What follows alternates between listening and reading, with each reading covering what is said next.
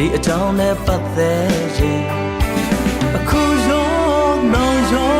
ဘယ်တော့မှဖြေရှင်းခြင်းရေစံမချောခဲ့သမျှရေစုံမမောဖို့လာမြင်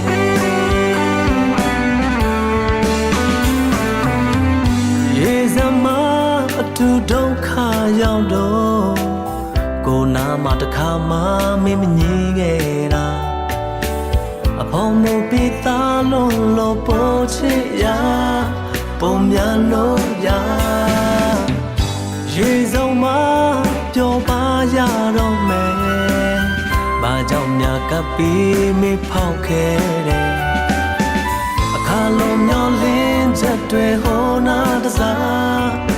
ဒီနာတစားကိုချမ်းရစ်ကြ